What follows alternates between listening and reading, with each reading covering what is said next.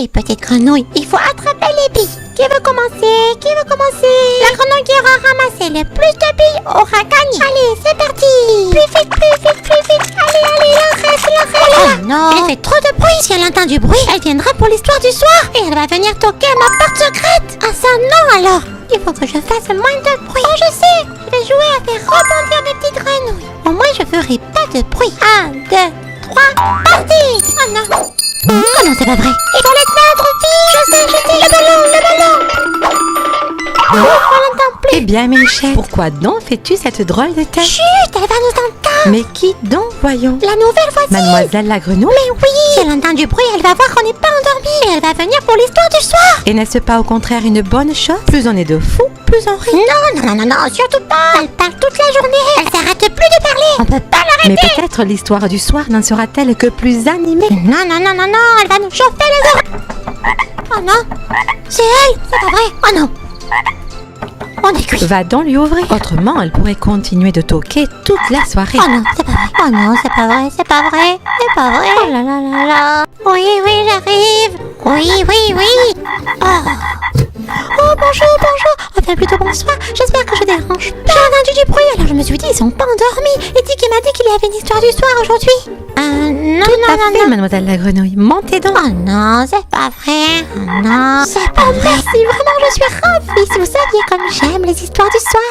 Quand j'étais petite, j'habitais à la campagne. Chut, c'est pas vrai. Elle s'arrête plus de parler. Elle va faire ça toute la soirée. Oh là là, elle est insupportable. Qui donc, moi? Pas du tout, je suis une grenouille très agréable. Elle me chauffe les oreilles, oui. Et plus bavarde qu'une pie. Moi, une pie. Oh non, vraiment, quelle idée de me comparer à une pie. Je suis beaucoup plus mimi. Et en plus, je suis toujours de très bonne humeur. Et tout le monde apprécie ma compagnie. Écoutez les amis, je connais une petite libellule qui, comme toi Minouchette, ne supportait pas sa voisine trop bruyante. Et comment elle a fait? Pour le savoir, je vous propose d'écouter l'histoire du soir. Oui, youpi, l'histoire du soir. Youpi, L'histoire que je vais vous raconter ce soir s'intitule Ursule la libellule. Ursule la libellule habitait seule une petite maison humide au milieu de l'étang. Elle n'aimait pas que l'on vienne la déranger et pour cette raison n'invitait jamais personne, ce qui n'empêchait pas chaque année, au retour des beaux jours, la visite de ses voisins du jardin. Heureusement qu'elle a des voisins, sinon elle s'ennuierait pas du tout. Elle serait beaucoup plus tranquille. Ce qui est certain, c'est qu'avec la compagnie de ses voisins du jardin, ses journées seront bien plus animées. Voyons voir qui sont ces fameux voisins. Mireille l'abeille venait butiner les boutons d'or. Léon le bourdon en profitait, lui, pour se rafraîchir un peu les ailes. Quant à Barnabé le scarabée, il peignait les nymphéas. Et pendant qu'ils étaient là, Ursule allait de l'un à l'autre pour leur dire de ne pas toucher aux fleurs, de ne pas entrer chez elle les pattes mouillées, et de ne pas tâter et de ne pas tata.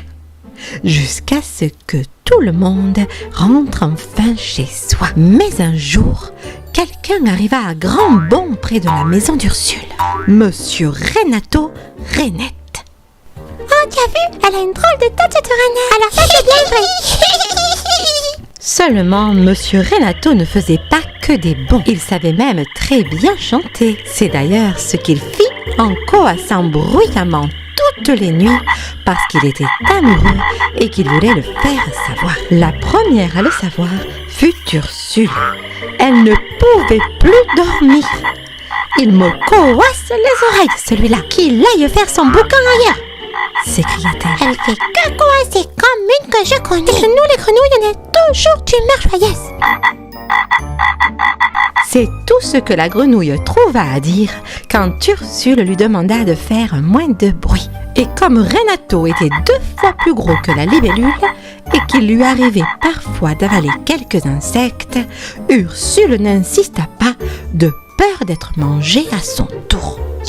Vous mangez des insectes? Et vous, les tortues, vous mangez bien des mouches? Alors là, pas du tout. Moi, j'ai jamais mangé de mouches. Finalement, à force de faire des couacs, Renato trouva ce qu'il cherchait, une fiancée. Oh là là, tu as vu, elle a vraiment une drôle de tête, cette Renette. Oh oui, elle on dirait un dinosaure. Oh oui,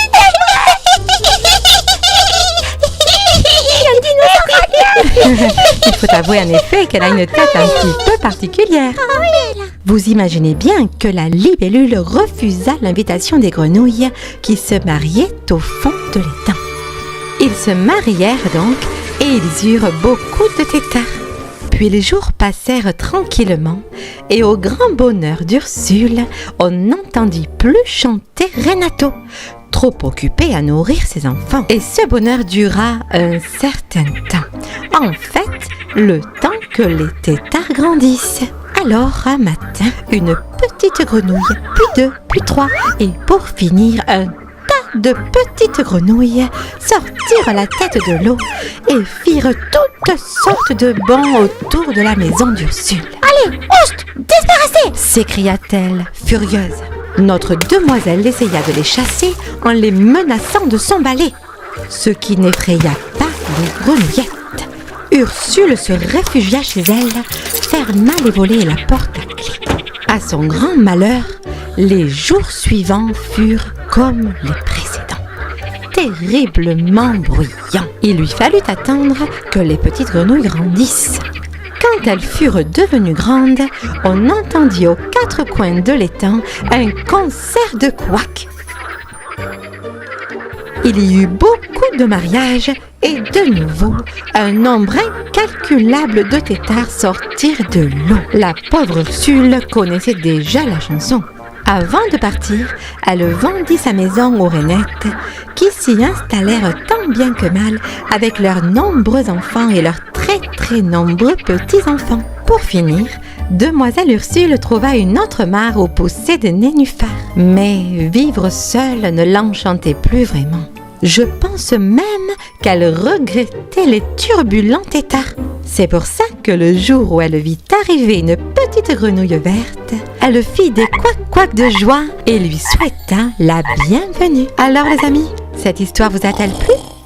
Oh, mais ce ne sont pas des couassements que j'entends là, mais bien des ronflements, n'est-ce pas les petits? Bonne nuit les petits, et n'oubliez pas, faites de beaux rêves enchantés avec Minouchette et ses amis. À bientôt!